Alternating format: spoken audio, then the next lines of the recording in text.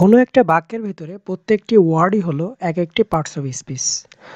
তো প্রথমে আমরা পার্টস অফ স্পিচের যে ডেফিনিশনটা দিলাম সেটা হচ্ছে যে বাক্যের ভিতরে ব্যবহৃত প্রত্যেকটি ওয়ার্ড, তার মানে যে কোনো একটা বাক্য তার প্রত্যেকটি ওয়ার্ড হলো এক একটা পার্টস অফ স্পিচ। এটা হচ্ছে সহজ ভাষায় পার্টস অফ স্পিচের সংজ্ঞা। তো প্রথমে আমরা আজকের ভিডিওতে পার্টস অফ স্পিচের যে ক্লাসিফিকেশন আছে সেটা নিয়ে আলোচনা করব। বিভিন্ন ধরনের যে ক্লাসিফিকেশন আছে এগুলো সম্পর্কে একটু বিস্তারিত জানবো। তারপরে এখানে যে বাক্যটি দেখতে পাচ্ছেন এই বাক্যটি থেকে আমরা কোনটা কোন পার্টস অফ স্পিচ সেটা খুঁজে বের করব। তো চলুন ক্লাসিফিকেশন সম্পর্কে জেনে নেওয়া যাক। তো পার্টস অফ স্পিচ মূলত ৮ প্রকার: noun, pronoun, adjective, verb, adverb, preposition, conjunction এবং ইন্টারজেকশন।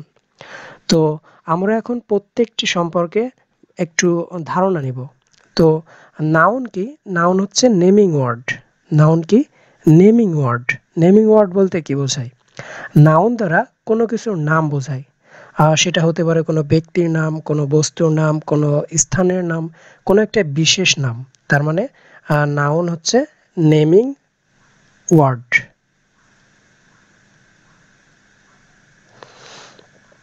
তো নাউন সম্পর্কে একটু জানলাম আমরা যে নাউন হচ্ছে নেমিং ওয়ার্ড। কোনো ব্যক্তি, বস্তু, স্থানের নামকে নাউন বলে। এখন প্রোনাউন কি? প্রোনাউন হচ্ছে নাউনের পরিবর্তে আমরা যে সকল পার্টস অফ স্পিচ ব্যবহার করব সেটা হচ্ছে প্রোনাউন। তো কেন আমরা প্রোনাউন ব্যবহার করব? তো ধরুন কোনো একটা বাক্যের ভেতরে আপনার সম্পর্কে বলা হচ্ছে। তো যদি বলা হয় যে আমার নাম আশরাফুল, না সরি, যদি বলা হয় যে তার নাম আশরাফুল, আশরাফুল ইউনিভার্সিটিতে পড়ে, আশরাফুল ওই সাবজেক্টে পড়ে, তো বারবার একই নাম ইউজ করার জন্য শুনতে কিন্তু একটু শ্রুতিকটু লাগে। তো সেজন্যই কিন্তু প্রোনাউন ইউজ করা হয় নাউনের পরিবর্তে। তো এই যে হি, শি, ইট, দে, এগুলো এগুলো হচ্ছে প্রোনাউন, এগুলো নাউনের পরিবর্তে ব্যবহার করা হয়। কারণ কি? কারণ আমি আগে বললাম যে শ্রুতিকটু এড়াতে, বারবার এক নাম বলে সেটা শ্রুতিকটু হয়ে যায়, সেটা এড়াতে প্রোনাউন ইউজ করা হয়। তার মানে প্রোনাউন হলো নাউনের পরিবর্তে যেগুলো ইউজ করা হয় সেগুলো হচ্ছে প্রোনাউন। যেমন হি, শি, ইট, দে, এগুলো হচ্ছে প্রোনাউন। তো এখন আমরা শিখব অ্যাজেক্টিভ। অ্যাজেক্টিভ কি? অ্যাজেক্টিভ হলো নাউন বা প্রোনাউনকে বিশেষিত করে যে ওয়ার্ডগুলো সেগুলো হচ্ছে অ্যাজেক্টিভ। তো বিশেষিত করা বলতে কি বোঝায়? বিশেষিত করা বলতে বোঝায় নাউন বা প্রোনাউনের দোষ, গুণ, অবস্থা, সংখ্যা, পরিমাণ, এগুলো যে ইউজ করে, এগুলো যে নির্দেশ করে যে ওয়ার্ডগুলো সেগুলো হচ্ছে অ্যাজেক্টিভ। যেমন একটা উদাহরণ দেওয়া যায়, he has a red shirt. তার একটি লাল জামা আছে। তো এখানে শার্ট কি? শার্ট হচ্ছে নাউন, এটাকে বিশেষিত করছে রেড। তার মানে তার একটি লাল জামা আছে। তার কেমন জামা আছে? তার একটি লাল জামা আছে। তার মানে এই লাল দ্বারা এই শার্টটাকে বিশেষিত করা হচ্ছে। তো এই শার্টের যে অবস্থা বা শার্টটা কেমন দেখতে সেটাকে বিশেষিত করছে রেড। তার মানে এটা হচ্ছে অ্যাজেক্টিভ। কারণ আমরা একটু আগে বললাম যে নাউন বা প্রোনাউনের দোষ, গুণ, অবস্থা, সংখ্যা, পরিমাণ যেগুলো বোঝায় সেগুলো হচ্ছে অ্যাজেক্টিভ। আশা করছি আপনারা বুঝতে পারছেন। তো অ্যাজেক্টিভ সম্পর্কে মোটামুটি বেসিক লেভেলে এটুকু ধারণা রাখলেই হবে। এখন আসি ভার্ব। ভার্ব খুবই সোজা। কোনো কিছু করা, খাওয়া, যাওয়া, কোনো কিছু করাকেই মেনলি হচ্ছে ভার্ব বলে। আর ভার্ব দেখে আপনারা এমনিতে চিনতে পারবেন, আশা করা যায়। এখন হচ্ছে অ্যাডভার্ব। অ্যাডভার্ব সম্পর্কে জানতে হলে বলা যায় যে নাউন বা প্রোনাউন ব্যতীত অন্য যে কোনো কিছুকে বিশেষিত করে যে ওয়ার্ডগুলো সেগুলো হচ্ছে অ্যাডভার্ব। যেমন একটা উদাহরণ দেওয়া যায় যে হি ওয়াক্স স্লোলি। এখানে হি ওয়াক্স স্লোলি, সে ধীরে ধীরে হাঁটে। তো এখানে এই যে স্লোলি ওয়ার্ডটি, এটা কিন্তু এই হাঁটাকে বিশেষিত করছে। সে কেমনভাবে হাঁটে? সে ধীরে ধীরে হাঁটে। তার মানে এই যে স্লোলি, এটা কিন্তু একটি অ্যাডভার্ব।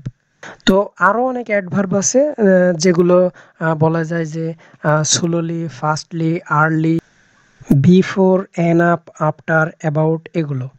তো অনেক সময় কিন্তু অ্যাজেক্টিভের সাথে এলওয়াই যোগ করে অ্যাডভার্ব তৈরি করা হয়। তো যেমন এখানে যদি আমরা ইউজ করতাম স্লো, SLO, স্লো তার মানে ধীরে, এটা হচ্ছে একটি অ্যাজেক্টিভ। এর শেষে এলওয়াই যোগ করে আমরা কিন্তু এটাকে অ্যাডভার্ব বানিয়েছি। তো এটা মনে রাখবেন, অ্যাডভার্ব চিহ্নিত করার ক্ষেত্রে এটা কাজে দেয় যে অ্যাজেক্টিভের শেষে এলওয়াই যোগ করলে সেটা অ্যাডভার্ব হয়। এখন আসি প্রিপোজিশন। প্রিপোজিশন কোনগুলো? প্রি মানে পূর্বে এবং পজিশন মানে অবস্থান, তার মানে পূর্বে অবস্থান। কিসের পূর্বে অবস্থান? নাউন বা নাউন জাতীয় শব্দের পূর্বে যেগুলো অবস্থান করে সেগুলো হচ্ছে প্রিপোজিশন। যেমন একটি উদাহরণ দেওয়া যায়, the book is on the table. The book is on the table. তো এখানে এই টেবিল হচ্ছে একটা নাউন এবং এর পূর্বে এই অ্যাজেক্টিভ এর পূর্বে প্রিপোজিশন বসেছে অন। তো পূর্বে বসে কি করে? পূর্বে বসে কোনো একটা ওয়ার্ডকে অন্য ওয়ার্ডের সাথে সংযুক্ত করে দেয়। যেমন এখানে বইকে সংযুক্ত করে দিচ্ছে টেবিলের সাথে, তার মানে বইটি কোথায় আছে? বইটি টেবিলের ওপরে আছে। তো এগুলো হচ্ছে প্রিপোজিশন। প্রিপোজিশন দেখেও আপনারা চিনতে পারবেন। Preposition on, in, up, over, এগুলো হচ্ছে প্রিপোজিশন। তারপর আসি কনজাংশন। কনজাংশন কোনগুলো?